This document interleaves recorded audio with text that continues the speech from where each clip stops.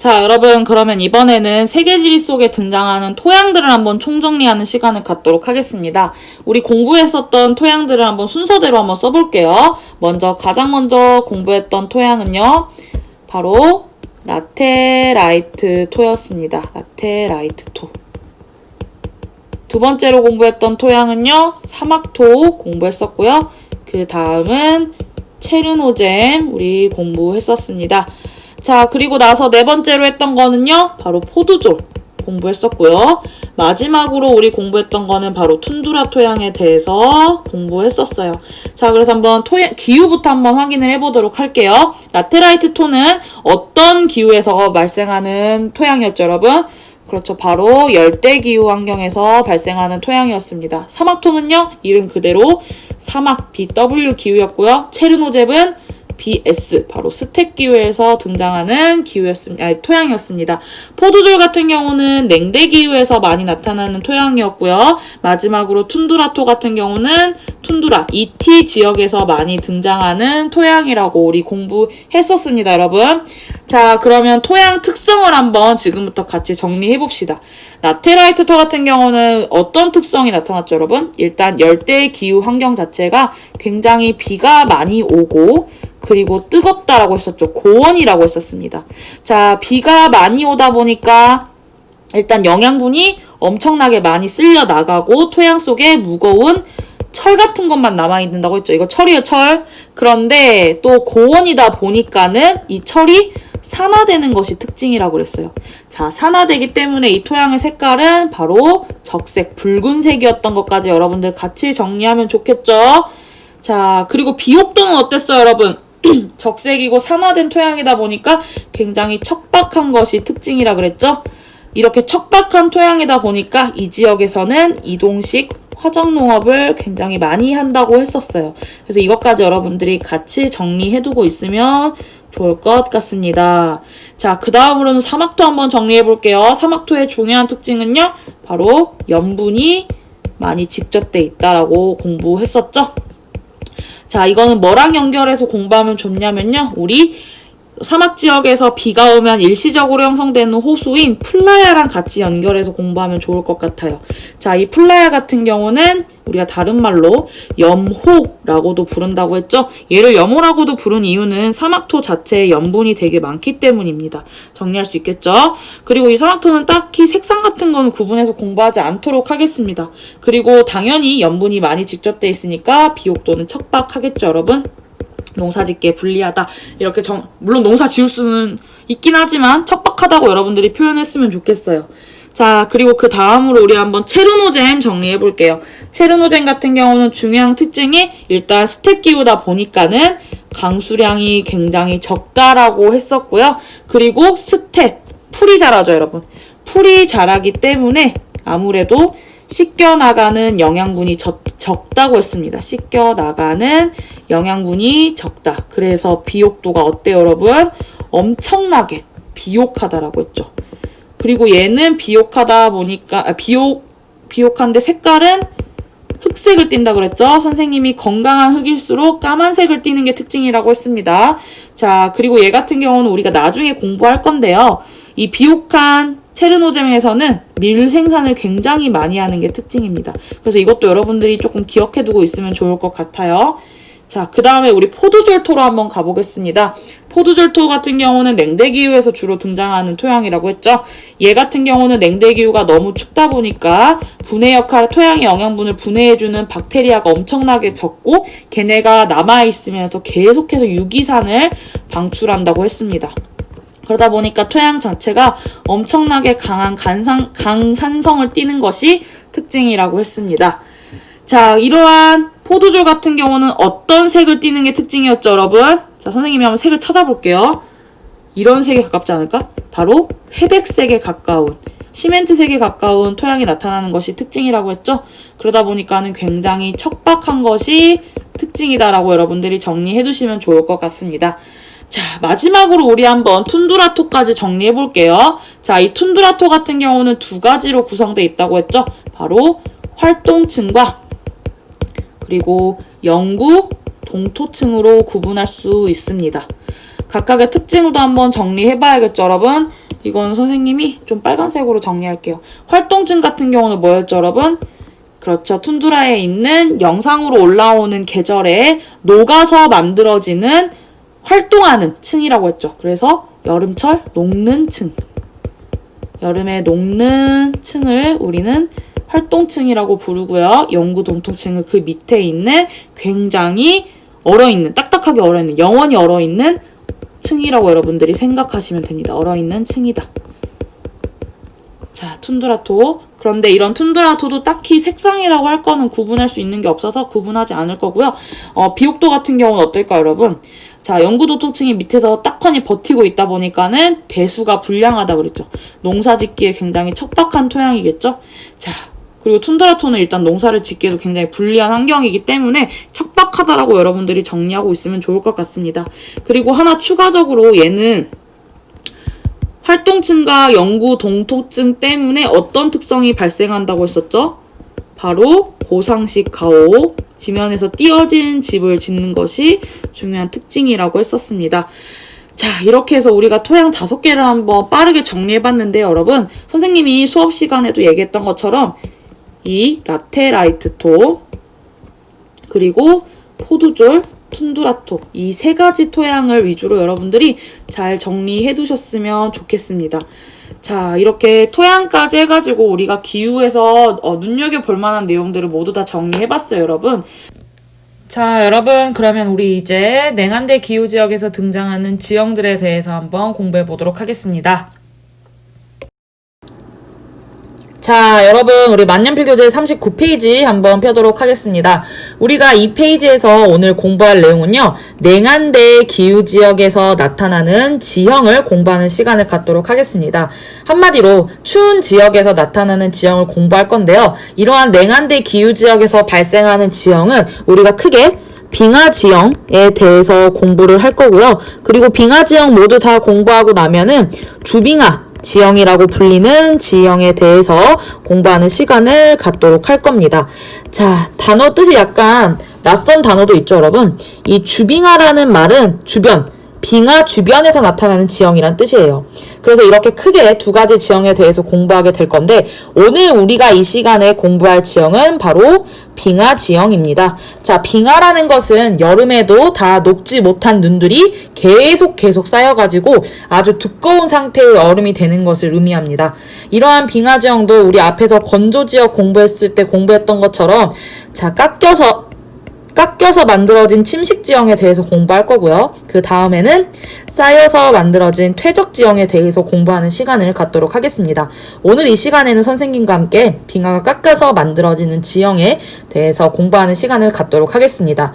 자, 그러면 이렇게 거대한 얼음덩어리인 빙하가 도대체 어떻게 주변을 깎는지 한번 그 영상을 선생님과 함께 살펴보도록 할게요. 자, 이 영상을 통해서 빙하가 주변을 어떻게 깎아내는지 여러분들은 초점을 맞춰서 공부하도록 합시다. 처음 마주치는 땅이 세계 최대 섬인 그린란드다. 자, 그린란드 많이 공부했죠? 세계에서 가장 녹색의 큰 섬. 땅이란 뜻과 달리 영국 면적의 6배가 넘는 그린란드는 섬 대부분이 하얀 빙하에 덮여 있다. 자, 얼음 그린란드 두께가 내륙에서는 3km에 달하는 섬 영구 중앙은 빙설기로 나타난다고 황량하고 했습니다. 적막하기만 하다. 한눈에 봐도 영구 빙설인 거 확인할 수 있죠, 여러분? 이 F 기후. 얼음 녹은 물이 고여 만들어진 푸른 호수들은 활발한 변화가 일어나고 있다는 첫 신호다. 불과 며칠 만에 커다란 호수가 만들어지고 폭이 수 킬로미터까지 확장돼 넘쳐 흐르기 시작한다. 범람한 물은 얼음 위에 술을 만든다. 자, 이런 식으로 빙하 녹은 물도 다양한 지형을 만들어냅니다. 이 이미지 잘 기억해 주세요, 여러분.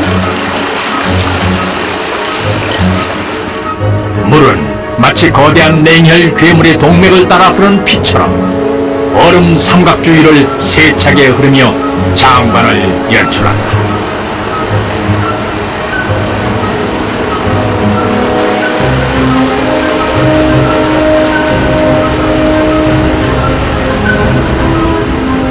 흘러가던 물은 갑작스럽게 거대하고 깊은 구덩이를 만나 빙하의 중심부를 향해 수직으로 떨어진다. 빙하 녹음물이 이렇게 빙하 밑으로 가서 빙하가 움직일 수 있게끔 문활제 역할을 하기도 합니다. 빙하는 고체 덩어리다 보니까 혼자서 움직이기 조금 힘들거든요. 그런데 이렇게 빙하 밑으로 빙하 녹음물이 흘러가면서 빙하가 자유롭게 움직일 수 있게 되는 겁니다. 얼음이 녹은 물은 놀라운 효과를 발휘한다.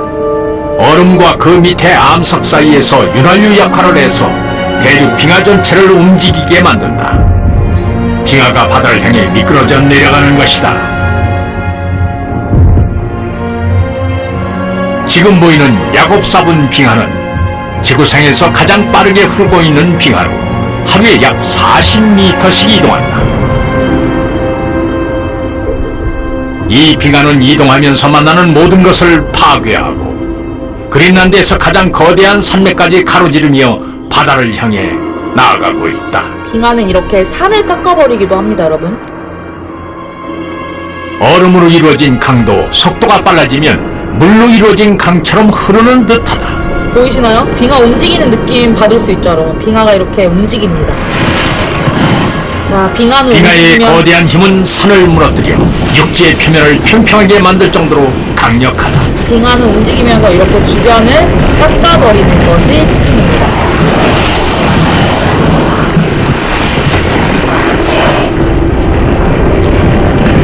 자, 엄청나게 주변을 많이 건드리죠, 빙하가. 자, 여러분, 빙하가 어떻게 해서 주변을 깎아내는지 확인할 수 있죠? 빙하 녹은물이 빙하 밑으로 들어가서 빙하가 움직일 수 있게끔 만드는 역할을 하고, 이렇게 빙하는 산도 깎고 주변도 아주 평평하게 깎을 정도로 어마무시한 힘을 가지고 있는 거를 이 영상을 통해서 우리가 확인할 수 있었습니다. 여러분들은 이 영상 속 이미지를 잘 생각하시면서 빙하가 엄청나게 거대한 침식작용을 일으킨다라는 거 잘 정리하고 계셨으면 좋겠습니다. 자, 그러면 우리 다시 39페이지로 한번 넘어가도록 할게요, 여러분. 선생님과 지금부터는 이제 이러한 빙하 지형이 어디에 분포하는지에 대해서 한번 정리를 해보도록 할게요. 우리가 빙하 지형의 분포 지역부터 정리를 하고 어떤 빙하 침식 지형이 나타나는지 또 정리해보도록 하겠습니다. 자, 빙하 지역이 분포하는 지역은요, 첫 번째로 현재 빙하로 덮여있는 지역에서 빙하 지형을 확인할 수 있겠죠. 자, 대표적으로 현재 빙하로 덮인 지역은요, 우리 기후를 공부하면서 공부했던 극지방, 한대기후가 나타나는 극지방에서 이러한 빙하 지형 확인할 수 있고요. 또 고산 지역에서도 빙하 지형을 확인할 수 있습니다. 자, 그리고 또 빙하 지형을 확인할 수 있는 곳이 한 군데 더 있는데요. 바로 과거에 빙하로 덮여있던 지역입니다. 과거에 빙하로 덮여있던 지역 역시 빙하 지역을 확인할 수 있는 것이 특징이에요. 그래서 선생님이랑 지금 뭘 확인할 거냐면 이 과거에 빙하로 덮여있던 지역들에 대해서 한번 알아볼 건데요. 이걸 알기 위해서 여러분들이 알고 있어야 될 개념이 바로 빙기와 간빙기라는 개념입니다. 그래서 선생님과 이 빙기, 간빙기에 대한 개념 한번 정리해 보도록 할게요. 자, 옆으로 넘어와서 빙기와 간빙기라고 써져 있죠. 자, 빙기와 간빙기, 이 기자라는 단어에서 오는 느낌이 있다시피 이건 일종의 시기를 의미합니다, 여러분. 빙기와 간빙기라는 건 시기예요, 시기. 어떤 시기냐 하면 지금보다 훨씬 날씨가 추웠던 한 1만 년 전쯤에는 지금보다 훨씬 넓은 지역에 빙하가 덮여져 있었거든요. 예를 들면 북부 유럽의 뭐 스칸디나비아 반도나 아니면 뭐 북아메리카 북부 지역 같은 데까지 모두가 다 빙하로 덮여 있었어요. 산지 같은 경우, 고산 지역 같은 경우도 현재보다 훨씬 낮은 지역까지 빙하가 분포하고 있었는데, 이런 식으로 지금보다 더 많은 곳에 빙하가 덮여 있었던 지금보다 훨씬 추운 시기를 우리는 빙기라고 부를 것입니다. 자, 그리고 지금처럼 날씨가 따뜻해지면서 빙하 대부분이 녹고 과거에 빙하로 덮여있던 지역에 빙하가 만들어 놓은 흔적만 남아있게 된 시기를 우리는 간빙기 또는 후빙기라고 부르겠습니다. 즉 현재와 같은 시기를 간빙기나 후빙기라고 부르는 겁니다. 자, 그래서 빙기의 기후 특성을 한번 정리해보면 빙기는 현재보다 춥기 때문에 굉장히 한랭한 것이 특징입니다. 그리고 너무너무 춥다 보니까 비가 잘 오지 않은 것이 특징이에요. 그래서 한랭 건조한 특징을 가지고 있는 것이 빙기 시기의 기후 특징이라고 보시면 될 것 같습니다. 자, 그리고 빙기 시기에는 아무래도 바닷물이 많이 얼어붙고, 그리고 비도 안 오다 보니까 해수면, 바닷물이 많이 낮아져요. 바닷물이 하강합니다. 해수면이 하강하는 것이 특징이에요. 자, 반면에 이번엔 간빙기 시기를 한번 정리해 볼게요. 간빙기 시기에는 기후가 지금처럼 온난한 것이 특징이고요. 따뜻해지다 보니까 빙기 시기에 비해 상대적으로 수분해지는 것이 특징입니다. 온난 수분한 것이 바로 간빙기의 특징이다.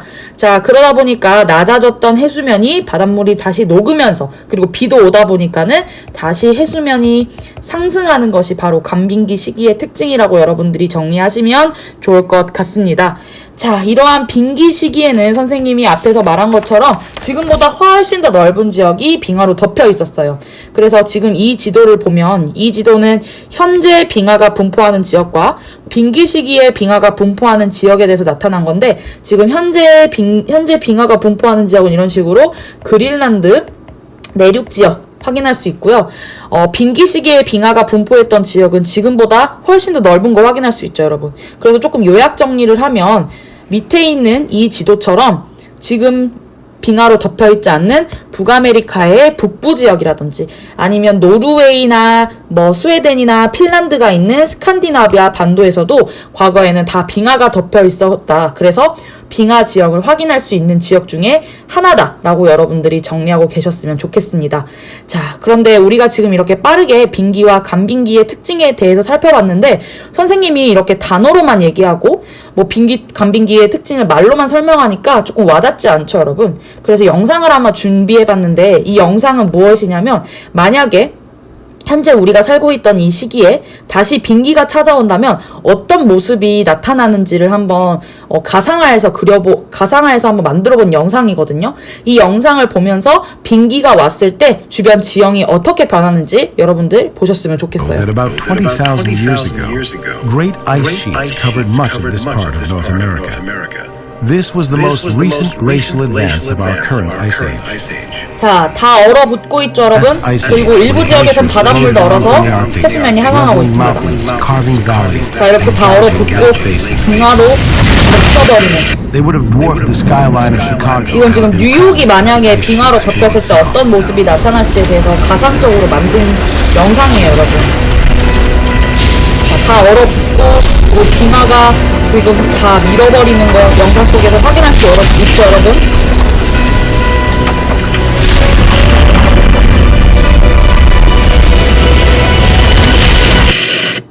자, 빙하는 이런 식으로 엄청난 힘을 가지고 있는 것이 특징이고요. 영상 속에서도 확인할 수 있다시피 바닷물도 다 얼어버리고, 바닷물이 얼어버리다 보니까 해수면도 자연스럽게 내려가는 것이 특징이고, 그런데 이게 다시 간빙기나 후빙기가 오게 되면은 이 바닷물들이 이 얼음들이 다 녹기 때문에 해수면이 다시 상승하는 것이 특징이다라고 여러분들이 정리하고 있으면 좋을 것 같습니다. 자, 그래서 이러한 빙기, 간빙기 특징 잘 정리하시고요. 우리 다시 학습지로 넘어와서 분포 지역을 한번 정리해 보도록 하겠습니다. 자, 빙하 지형은 현재 빙하가 분포하는 극지방에서 먼저 확인할 수 있고요. 두 번째로는 해발 고도가 굉장히 높은 고산 지역에서도 빙하 지역을 확인할 수 있습니다. 자, 그리고 또 아까 선생님이 말한 것처럼 과거에 빙하로 덮여 있었던 지역에서도 빙하 지형을 확인할 수 있다라고 말씀드렸습니다. 그래서 대표적인 지역으로는 북아메리카 북부 지역이라든지 아니면 스칸디나비아 반도 같은 데서 빙하 지형을 확인할 수 있다라는 거 여러분들 잘 기억하셨으면 좋겠습니다. 자, 우리가 이렇게 해서 빙하 지형이 어디에서 나타나는지 분포 지역을 한번 살펴봤으니까 구체적으로 빙하 침식 지형에 어떤 것들이 있는지 한번 살펴보도록 하겠습니다. 지금 이 그림은 오늘 우리가 배울 빙하 지형들을 한번 모식화해 놓은 그림들이거든요. 그래서 우리가 첫 번째 그림 같은 경우는 이 그림 같은 경우는 빙하로 덮여있을 때의 모습이고요. 두 번째 그림 같은 경우는 빙하가 다 녹았을 때 어떤 모습을 하고 있는지 나타낸 그림입니다. 그래서 지금 이 사진 속에서 등장하는 지형들을 우리 하나하나 한번 살펴보는 시간을 갖도록 할게요. 가장 먼저 선생님과 살펴볼 지형은요, 바로 빙식곡이라고 불리는 지형입니다. 먼저 선생님과 단어 뜻을 한번 살펴보는 시간 가져볼게요, 여러분. 자, 빙자는 말 그대로 빙하 할 때 그 얼음 빙자고요. 식자는 침식할 때 식자입니다. 그리고 곡자라는 말은 골짜기라는 말이에요. 자, 그럼 이 말을 해석하면 빙하가 침식한 골짜기라는 뜻이죠. 자, 그런데 이러한 빙식곡은 빙하가 골짜기를 침식할 때 모양이, 산을 침식할 때 모양이 주로 U자 모양으로 많이 나타나기 때문에 우리가 다른 말로는 U자곡이라고도 부릅니다. 자, 그래서 곡빙하라고 나와 있는데 이건 좀 어려운 단어일 수도 있는데요. 골짜기에 있는 빙하, 여기 지금 위에 있는 이 그림처럼 산에 있는 골짜기를 채우고 있는 빙하를 우리는 곡빙하라고도 부릅니다. 자, 이러한 골짜기에 가득 채워 있던 빙하가 주변을 깎으면서 형성이 된 U자 모양의 계곡을 우리는 빙식곡 또는 U자곡이라고 부를 거예요. 이 그림 말고 제 옆에 있는 이 그림 한번 봐볼게요. 지금 이 그림의 모양을 자세히 보면은 U자 모양이죠, 여러분. 과거에 여기에 다 이렇게 빙하가 채워져 있었는데 다 녹으면서 지금은 U자 모양이 드러난 거라고 여러분들은 생각하시면 될 것 같아요. 그래서 이 U자곡, 빙식곡 잘 기억해 두시고요. 이러한 U자곡은 뭐가 중요하냐면은 여기에 바닷물이 찼을 때가 정말 중요합니다. 여기에 바닷물에 차면은 어떤 지형이 되냐면 바로 피오르드라고 불리는 지형이 되는 것이 특징입니다. 피오르드. 자, 피오르드는 정말 중요한 지형이니까 여러분들 잘 정리해 두셨으면 좋겠고요. 우리 그럼 이어서 한번 피오르드 지형에 대해서 정리해 보도록 하겠습니다. 자, 우리 그러면 두 번째로 한번 피오르드 지형에 대해서 정리해 보도록 할게요, 여러분. 자, 피오르드 지형을 선생님은 개인적으로 빙하 지형 통틀어서 빙하 침식 지형 중에서 제일 중요한 지형이라고 생각해요.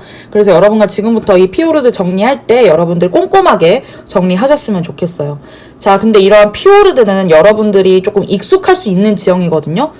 옆에 있는 그림을 한번 봐볼게요. 자, 이것은 어떤 그림일까요, 여러분? 익숙한 그림이지 않나요? 바로 영화 겨울왕국의 배경입니다. 영화 겨울왕국 속에 등장하는 엘사와 안나가 살고 있는 아렌델 왕국 기억하시나요, 여러분? 그 아렌델 왕국의 배경이 된 곳이 바로 피오르드 지형입니다. 노르웨이에 있는 피오르드 지형에서 이제 영감을 받아서 만든 배경인데요. 여러분들이 이 피오르드를 공부할 때는 엘사와 안나가 살고 있는 이 겨울왕국 속 아렌델의 배경을 잘 생각하면서 한번 공부했으면 좋겠어요. 자, 그럼 내용을 한번 넘어가 볼게요. 자, 먼저 이 피오르드라는 지형은 후빙기, 우리 방금 후빙기라는 시기에 대해서 배웠습니다, 여러분. 빙기 이후에 조금 더 따뜻해진 시기에 후빙기 시기가 되면은 해수면이 어떻게 된다 그랬죠? 기후 자체가 온난 수빈해지다 보니까 해수면이 상승한다고 했습니다. 해수면이 상승하여 U자곡에 바닷물이 차오르는 것이 특징입니다. 바닷물이 녹다 보니까 그 바닷물이 녹아서 U자곡 안으로 들어오게 되는 거예요. 자, 그렇게 형성된 지역이 바로 피오르드인데요. 밑에 있는 이 그림을 보면서 조금 더 자세하게 선생님이 한번 설명해 볼게요. 이 첫 번째 그림 같은 경우는 지금 거대한 빙하가 골짜기를 지금 메우고 있죠. 이 골짜기를 메우고 있으면서 이 빙하는 아마 주변을 엄청나게 많이 깎을 거예요. 우리 첫 번째 봤던 영상처럼. 자, 그리고 나서 두 번째 그림 같은 경우는 기온이 상승하면서 빙하가 다 녹아버렸죠, 여러분. 자, 빙하가 녹으면서 우리 방금 전에 공부했던 U자곡, 빙식곡이 이렇게 노출이 됩니다. 노출된 빙식곡의 세 번째 그림, 해수면이 상승해요. 언제? 후빙기 시기에. 후빙기 시기에 해수면이 상승하면서 빙식곡, U자곡에 바닷물이 차면서 이러한 식으로 피오르드가 형성이 되는데요. 이 피오르드 같은 경우는 중요한 특징이 뭐냐면 수심이 엄청나게 깊은 것이 특징입니다. 수심이 깊어요. 자, 왜 수심이 깊냐 하면 빙하 자체가 엄청나게 깊게 침식을 하기 때문에 피오르드는 수심이 굉장히 깊은 것이 특징입니다. 자, 이렇게 말하면 또 빙하가 대체 얼마나 깎길래 수심이 깊나 싶죠, 여러분? 그래서 마찬가지로 선생님이 피오르드가 만들어지는 과정을 한번 영상을 준비해봤으니까 우리 피오르드의 형성 과정과 그리고 얼마나 깊은지를 한번 살펴보는 시간 갖도록 할게요. 100만 년 전 피오르는 탄생 전 다음 준비를 한다. 노르웨이는 이때까지 20여 차례에 걸쳐 빙하로 덮여왔고 그때마다 빙하는 땅을 더욱 깊숙이 침식시켰다. 빙하가 이렇게 계속 밑을 깎는 것이 특징입니다, 여러분. 자, 그러다 보니까는 빙하가 되게 깊게 골짜기를 깎아내서 피오르드 자체가 수심이 굉장히 깊다고 했죠? 물이 서서히 빠진다고 상상해보자. 피오르 표면으로부터 100m가량 물이 빠지자 에펠탑의 꼭대기 부분이 서서히 보이기 시작한다. 이어 계속해서 물이 빠져 바닥이 세계의 에펠탑의 높이가 더해진다. 그 옛날 빙하가 파놓은 깊이가 무려 1308m다. 자, 여러분 방금 들었나요? 1308m래요. 빙하, 이거 지금 여기는 어느 피오르드의 깊이냐면은 방금 아렌델의 배경이 됐던 노르웨이에 있는 피오르드의 깊이거든요. 총 에펠탑이 하나, 둘, 셋, 네 개가 들어갈 정도로 엄청나게 깊은 게 특징이에요. 위에서 본 영상처럼 빙하가 생각보다 정말 깊게 깎는 게 특징입니다. 왜 이렇게 깊게 깎냐면 빙하는 여러분들이 생각하는 것만큼 생각하는 것 이상으로 엄청나게 무거워요. 그래서 얘가 막 천천히 아래로 밀려오다 보면은 이 무거운 게 밀려오다 보니까 진짜 주변을 다 깎아버리거든요. 그래서 이렇게 깊게 깎이는 게 특징이에요. 자, 1308m라고 하니까 느낌이 안 오죠? 또 선생님이 늘 이거 할 때마다 비교해주는 게 바로 한라산 높이인데 우리 남한에서 가장 높은 한라산이 1947m예요, 여러분. 조금 모자라긴 해도 정말 높다라는 거를 조금 비교할 수 있나요? 그래서 이렇게 높은 게 아니라 수심이 깊은 피오르드의 특징 여러분들이 잘 기억하고 있으면 좋을 것 같아요. 자, 그래서 이렇게 피오르드가 나타나는 지역은 선생님이 지금 노르웨이를 대표적으로 가지고 왔는데 수심이 워낙에 깊다 보니까는 이런 식으로 해안선 모양이 엄청나게 복잡한 게 특징이에요. 해안산이 이렇게 복잡하게 나타나는 이유 자체가 이런 모양들 있죠. 이런 모양들을 다 빙하가 깎았기 때문에 이런 모양새가 나타납니다. 그래서 해안선 모양이 특이하다라는 거 여러분들 좀 잘 기억하고 있으면 좋을 것 같아요. 실제로 수능에서 출제가 되더라도 이런 식의 되게 독특한 모양의 해안선을 사례로 주는 경우가 많거든요. 그래서 여러분들이 이 이미지를 잘 기억해 두셨으면 좋겠고요. 또 다른 지역의 한번 피오르드 모습도 한번 보여줄게요. 이거 같은 경우는 지금 그린란드 지역에서 잘 나타나는 피오르드 모양인데 이것도 한눈에 봐도 모양이 엄청나게 복잡하죠, 여러분. 그래서 해안선이 굉장히 복잡하고 수심이 깊은 특징을 가지고 있는 피오르드 이 두 개의 지역 노르웨이와 그린란드를 대표적으로 선생님이 보여줬으니까 이 해안선 모양은 여러분들이 잊지 않았으면 좋겠습니다. 자, 그럼 우리 다시 한번 내용으로 넘어가 볼게요. 자, 우리가 지금까지 해서 이렇게 피오르드가 형성되는 과정을 살펴봤고 빙하가 정말 깊게 깎기 때문에 피오르드는 수심이 깊다라는 것까지 확인을 했습니다. 자, 그러면 이러한 피오르드가 주로 어느 지역에서 나타나는지 그 분포 지역도 여러분들이 꼭 정리하고 있어야겠죠.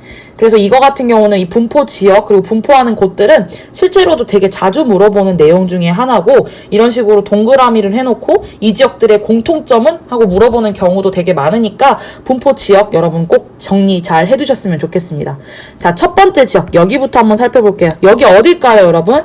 바로 방금 우리가 지형 확인했던 노르웨이죠. 자, 노르웨이가 대표적으로 피오르드가 나타나는 지역이고 지역이 같은 경우는 송네 피오르드라고 불리는 지역이 엄청나게 관광지로도 유명한 지역입니다. 그리고 아까 선생님이 겨울왕국 속 아렌델도 이 노르웨이에 있는 피오르드가 모델이라고 했었습니다. 자, 그리고 두 번째 남반구 한번 가볼게요. 여기 어디였죠? 바로 뉴질랜드의 남섬이었습니다. 자, 뉴질랜드 남섬 같은 경우도 피오르드가 굉장히 잘 나타나는 지역 중에 하나예요. 자, 뉴질랜드 같은 경우는 선생님이 이렇게 북섬과 남섬으로 구성되어 있는데 남섬 같은 경우는 빙하 그리고 북섬 같은 경우는 화산으로 이루어진 섬이라는 거 예전에 한번 서한해양성 기후 얘기할 때 얘기했던 것 같아요. 그래서 이 뉴질랜드 잘 기억해줬으면 좋겠고요. 그리고 세 번째 바로 여기 어디죠? 이 땅덩어리 어디였죠, 여러분? 네, 바로 알래스카입니다. 알래스카에서도 남단 쪽에서 과거에 빙하로 덮여 있었기 때문에 알래스카 남단에서도 피오르드 지형을 확인할 수 있습니다. 그리고 여기 대표적으로 우리가 툰드라 지형이 나타나는 지역이라고 공부했었던 바로 그린란드 쪽에서도 빙하의 흔적으로 이러한 노르웨이 지형을 확인할 수 있는 것이 특징입니다. 자, 마지막으로 여기 남아메리카 하단에 있는 남단에 있는 바로 칠레의 남단에서도 우리가 피오르드를 확인할 수 있습니다. 그래서 이 5곳은 여러분들이 위치와 그리고 피오르드의 특징과 함께 조금 잘 정리해 두셨으면 좋겠습니다. 실제로도 정말 자주 출제되는 내용이니까 위치 까먹지 않게 잘 정리해 두세요. 이 지역들의 공통점은 해안선이 굉장히 복잡하다라는 거 여러분 잘 정리하십시오. 자, 이렇게 해서 우리가 피오르드까지 정리를 해봤고요. 그 다음으로 우리가 볼 지형은 바로 권곡이라고 부르는 지형입니다. 권곡이라고 부르는 지형은 굉장히 간단해요.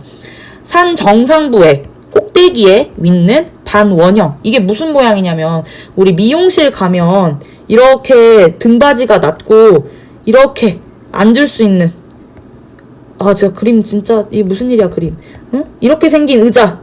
앉으면 겁나 불편한 이렇게 생긴 의자 본 적 있죠? 이렇게 생긴 게 바로 권곡이에요. 한번 미용실 가면 꼭 이런 의자 앉아보세요. 아, 권곡이라는 게 이렇게 생겼구나.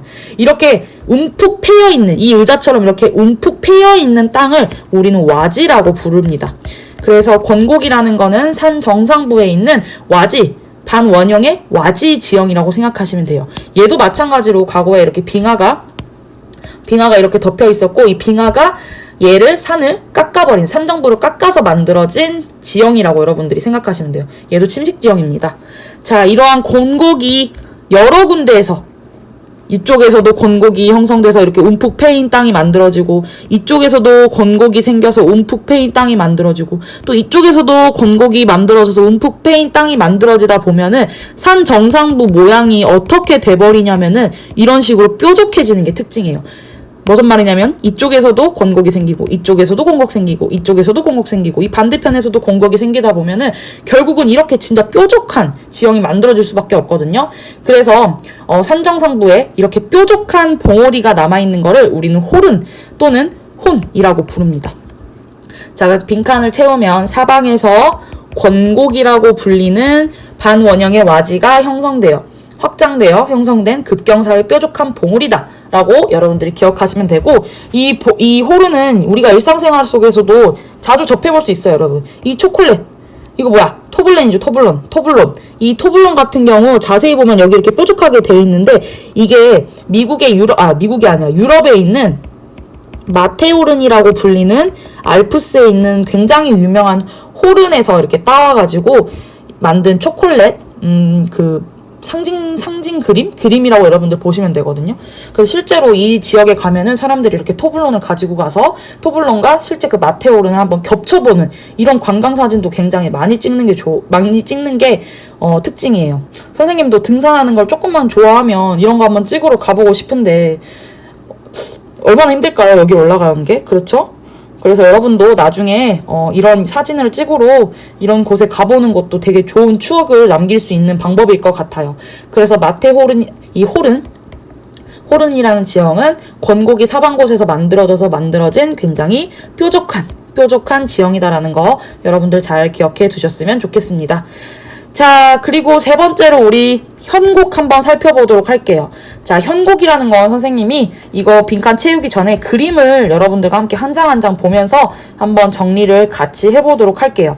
자, 현곡은 조금 어려운 지형이다 보니까 따로 준비를 했습니다. 자, 현자라는 말은 무슨 말이냐 하면 바로 우리가 현수막 할 때 현자예요. 한마디로 달아놓다, 매달려 있다라는 뜻이거든요. 그러니까 한마디로 매달려 있는 골짜기라는 뜻이에요. 자, 어떻게 형성된 지형인지 한번 지금부터 살펴보도록 하겠습니다. 자, 빙하를 선생님이 한번 그려봤는데요. 빙하도 이런 식으로 큰 빙하와 작은 빙하로 굉장히 다양한 빙하들이 있는 게 특징이에요. 우리가 하천 같은 경우는 이렇게 작은 물들, 이런 작은 하천들을 우린 지류라고 하거든요. 이 지류들이 한 곳에 모여서 금강같이 큰 강이 되는데, 이런 작은 하천을 우리가 지류라고 부르는 거고, 이 지류들이 모이는 큰 하천을 본류라고 부르는 것이 특징입니다.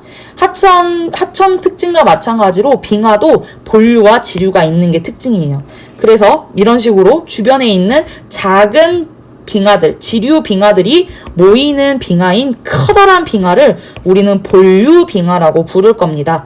자, 그리고 주변에서 조용히 흐르고 있는 되게 작은 빙하들을 우린 지류빙하라고 할 거예요. 선생님이 지금 하나밖에 안 그려놓긴 했는데 지류빙하는 곳곳에 있을 수 있어요. 이 지류빙하들이 모이는 곳이 바로 본류빙하다라고 여러분들이 알고 계시면 될 것 같고, 얘는 나중에 한국지리 배울 때 빙하가 아니라 하천으로 또 등장할 거예요. 본류나 지류라는 단어는. 자, 그런데 이 본류빙하와 지류빙하 같은 경우는 누가 더 주변을 깎는 침식력이 더 강할까요, 여러분? 주변을 깎아내는 침식하는 힘은 누가 더 셀 것 같아요? 딱 봐도 크기만 봐도 본류빙하가 클 것 같죠, 여러분? 그래서 침식력은 바로 이 본류빙하가 지류빙하보다 훨씬 더 큰 것이 특징입니다. 그래서 본류빙하는 이렇게 많이 깎고요. 지류빙하는 이렇게 조금밖에 못 깎는 게 특징이에요. 자, 그래서 이런 식으로 본류빙하 주변을 지나가고 있던 조그만 지류빙하와 그리고 커다란 본류빙하가 있던 지역에서 빙하가 전부 다 녹아버리면은 이런 식의 모양새가 만들어집니다. 본류빙하가 흐르던 곳에서는 굉장히 깊은 골짜기가 만들어지고, 지류빙하가 흘렀던 지역에서는 상대적으로 조금 더 작은 골짜기가 만들어지는 것이 특징이죠. 자, 이때 이 지류빙하가 깎아놓은 골짜기에서는 아무래도 조금밖에 덜 깎다 보니까 본류빙하보다 안 그래도 좀 높이 차이가 발생하겠죠, 여러분. 본류빙하만큼 많이 못 깎다 보니까 지류빙하와 본류빙하 간에 이런 식으로 높이 차이가 발생하게 되거든요. 이렇게 본류빙하에 지류빙하가 걸려있는 모양새, 매달려있는 모양새를 하다 보니까는 우리가 이런 골짜기를 현곡이라고 부르는 것입니다. 바로 이러한 본류빙하에 걸려있는 지류빙하를 우리는 현곡이라고 부를 거예요. 그리고 아까 피어르드처럼 해수면이 상승해서 물이 찬 경우에는 이 현곡에 이렇게 물이 흘러서 폭포를 이루는 경우도 굉장히 많이 있습니다. 자, 현곡의 형성 과정이 조금 이해가 되시나요, 여러분? 이런 식으로 본류빙하와 지류빙하 간에 침식하는 힘의 차이 때문에 발생하는 지형이라고 생각하시면 될 것 같아요. 자, 그래서 실제로 이 본류빙하를 보면 되게 아름다워요, 여러분. 그래서 한번 봐볼게요. 지금 이 사진이 바로 현곡의 사진이에요. 지금 물 흐르는 거 보여요, 여러분? 이렇게 해수면이 상승해서 물이 찰 경우에는 지금 이 그림처럼 폭포가 형성되는 경우도 있다라는 거. 지금 이 그림을 한번 봐보면 지금 여기 이렇게 조그만 골짜기가 바로 지류가 깎아놓은 골짜기고요. 지금 그림에서는 다 보이지 않지만 여기 있는 이렇게 큰 지금 물이 차 있는 이 부분이 바로 본류가 깎아놓은 빙식곡이라고 생각하시면 될 것 같아요. 그리고 이렇게 매달려 있는 골짜기를 우리는 현곡이라고 부르겠습니다. 자, 괜찮으시나요? 그러면 우리 한번 빈칸을 채워보도록 할게요. 현곡이라는 거는 바로 지류빙하, 조금 더 작은 지류빙하와 그리고 커다란 본류빙하 간의 차이로 인해서 발생하는 지형이다. 자, 지류빙하의 빙식곡이 본류빙하의 빙식곡에 높이 걸린, 그러니까 현수막처럼 걸려있는 골짜기다라고 여러분들 정리하시면 좋을 것 같고요. 자, 이것을 만들어낸 이유는 빙하의 침식력 차이 때문이다 라고 여러분들 정리해 두시면 좋을 것 같습니다. 자, 이렇게 해서 우리가 현곡까지 정리했고요. 마지막으로 빙하호에 대해서 한번 정리해 보도록 할게요. 자, 빙하호는 간단합니다. 빙하가 침식해서 만들어진 파인 곳에, 빙하가 깎아서 만든 이런 파인 곳에 물이 이렇게 찬 거예요. 물이 차서 만들어진 호수라고 생각하시면 됩니다. 호수예요, 호수. 그래서 이 빙하호 같은 경우는 만들어진 과정이 되게 단순하죠, 여러분. 이게 대표적인 빙하호 모습인데 되게 아름답죠, 여러분. 주변이 이렇게 눈으로 덮여있고 빙하로 덮여있는데 이렇게 물이 차있는 모습이 되게 아름답다 보니까 빙하호도 대표적으로 관광지로 많이 발달하는 지역 중에 하나라는 거 여러분들 알고 계시면 좋을 것 같고요. 빙하호의 대표적인 사례로 등장하는 지역이 어디냐면 바로 미국과 캐나다 사이에 있는 오대호입니다. 자, 2대호가 아니라 5대호. 죄송합니다. 자, 이때 5는 숫자 5를 의미하고요. 어디에 있냐면 여기 이 지도를 봐볼까요? 이 지도 속 지금 여기는 미국이고요. 여기 국경선 너머는 바로 캐나다입니다. 자, 미국과 캐나다 사이에 있는 이 호수들을 우리는 5대호라고 부를 거고요. 이 5대호가 대표적으로 과거 빙하 때 빙기 때 빙하로 덮여있다가 빙하가 깎아놓은 부분에 물이 차서 만들어진 빙하호입니다. 이 지역이 대표적인 사례로 많이 등장하니까 여러분들 그냥 위치만 알아두고 있으면 좋을 것 같습니다. 자, 우리가 이렇게 해서 빙하호까지 해서 오늘 빙하 침식 지형을 한번 살펴봤어요, 여러분. 자, 빙하라는 것은 엄청나게 무겁기 때문에 천천히 밑에 물이 녹아가지고 밑에 물이 들어가게 되면 얘가 움직이면서 엄청나게 무겁게 움직이면서 주변을 다 깎아버리는 어마무시한 작용을 한다고 했었죠. 그래서 이러한 빙하가 깎아서 만들어낸 빙하 침식 지형인 빙식곡, 피오르드, 권곡, 호른, 현곡, 빙하호에 대해서 우리가 한번 공부하는 시간을 가졌습니다. 자, 다음 시간에는 빙하가 퇴적해서 만들어낸 빙하가 깎은 것뿐만 아니라 이렇게 깎아서 만들어진 물건들을 다른 지역에다가 쌓기도 하거든요. 그래서 그런 퇴적 지형에 대해서 한번 살펴보는 시간을 갖도록 하겠습니다.